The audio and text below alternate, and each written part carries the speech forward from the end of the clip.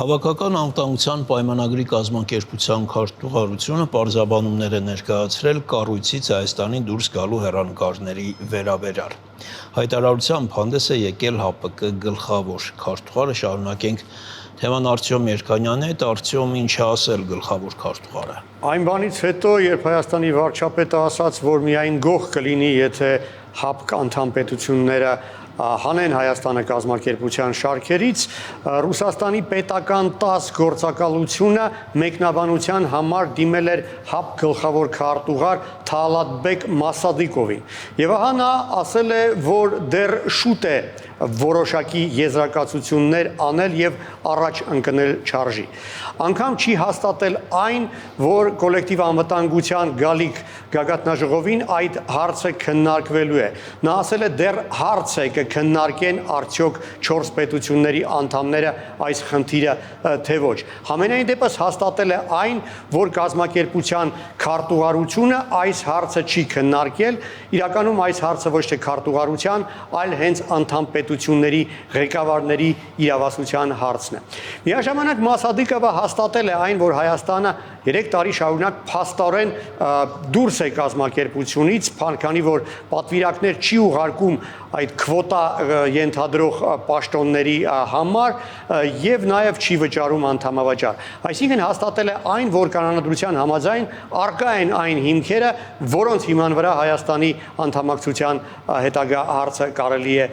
բարձրացնել։ Մի քանի ուշագրավ բան, որը այսպես ուշադիր հետևելու դեպքում կարելի է նկատել Մասադիկովի խոսքերում։ Առաջին որոշ իմաստով տարօրինակ հայտարարությունը այն է, որ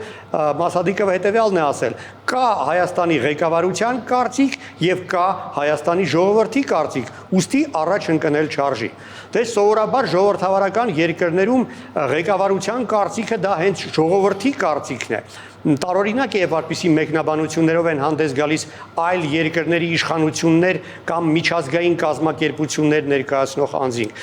Ժողովուրդը որոշ դեպքերում կարող է սեփական երկրի ղեկավարության լեգիտիմության վերաբերյալ հարցեր ունենալ, բայց ժողովուրդը ինքը կարող է այդ հարցերը ունենալ, այլ ոչ թե այլ երկրի պաշտոնյան կամ միջազգային կազմակերպության ներկայացուցիչը։ Ուստի այս ձևակերպումը կարծում եմ կարելի է ընկալել որպես անգամ ներքին գործերի միջամտության դրսևորում։ Իդեպ նաև Հայաստանը կարծում եմ կարող է հարցեր ունենալ Ղրղստանի ղեկավարությանը, քանի որ Ղրղստանի պաշտոնյա է Մասադիկովը եւ Ղրղստանի քվոտայով է նշանակվել ՀԱՊԿ գլխավոր քարտուղար։ Եվս մի հանգամանք Թալատբեկ Մասադիկովը կարծում է, որ Հայաստանի վարչապետի այդպիսի կոշտ ձևակերպումը ընդամենը քաղաքական գործչի հնարք է, քանի որ ինչպես ինքն է ասել, մեջբերեմ նրա խոսքերը, քաղաքական գործիչները հենց դրա համար էլ քաղաքական գործիչներ են, որպեսզի ինչ-որ պահի սրեն աստիճանը եւ հետո վերացնեն այն։ Այսինքն կարծում է, որ Հայաստանի վարչապետը հատուկ է սրում իրավիճակը, որպեսզի բանակցություններում շահեկան դիրքեր ունենա եւ հետագայում այդ բանակցությունների ընթացքում ինչ որ բանի դիմաց զիջի այդ սրությունը վերացնելով։ Համենայն դեպս կարծում եմ եւ ՀԱՊԿ ղեկավարությունում եւ Կրեմլում որոշակի հույսով են անցալել այն, որ Հայաստանի վարչապետը ասել է, որ Հայաստանը մոտակա 5 տարիների ընթացքում հետաքրքրություն չի ունենա ՀԱՊԿ-ի հետ հարաբերությունները վերականգնելու հարցում։ Այսինքն այն, որ վարչապետը խոսում է 5 տարվա մասին, հավանաբար ինչ որ հույսեր է ներշնչում եւ կարծիք ունեն, որ դրանով Հայաստանի վարչապետը նպատակ ունի ընդգծելու, որ չի ցանկանում այրել կամուրջները եւ չի բացառում, որ որոշ ժամանակ անց Հայաստանը իսկապես կցանկանա վերականգնել իր կարգավիճակը ՀԱՊԿ-ում եւ շարունակել համագործակցությունը։ Արտյոմ, իսկ ԵԱՏՄ-ի հարցում Հայաստանը ինչ հույսեր է ներշնչում։ Այն բանից հետո, երբ Հայաստանի վարչապետը ասաց, որ Հայաստանը պատրաստվում է պաշտոնական հայտ ներկայացնել Եվրամիության անդամակցելու վերաբերյալ եւ այդ հայտի քննարկումից հետո նաեւ հանրակրվե անցկացնել, Ռուսաստանի արտգործնախարարությունը պաշտոնական հայտարարությամբ հանդես եկավ, որում ընդգծվում է, գրեթե բառացիորեն եմ մեջբերում, վստահ ենք, որ այդպիսի ագրեսիվ հակառուսական ալյանսին անդամակցելը կհակասեր Հայաստանի ժողովրդի երկարաժամկետ շահերին։ Այստեղ եւս տարօրինակ է, երբ մեկ այլ երկրի քաղաքական իշխանության ներկայացուցիչ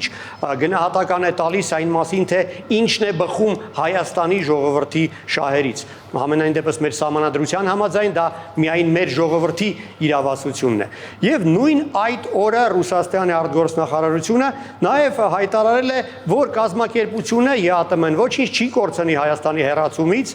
քանի որ Հայաստանը վճարում է ընդհանուր կազմակերպության բյուջեի ընդամենը 1%-ը, եւ կարծում եմ հատկանշական է, որ այս հայտարարությամբ հանդես գալու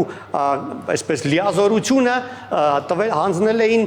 Ռուսաստանի արտգործնախարարության ԱՊՀ հարցերով դեպարտամենտի տնօրեն Միքայել Աղասանդյանին։ Կարծում եմ հատուկ էր հանձնարարվել էթնիկ հայի այս հայտարարությամբ հանդես գալը։ Արդյոք ՀԱՊԿ-ից եւ ՀԱՏՄ-ից խոսեցինք,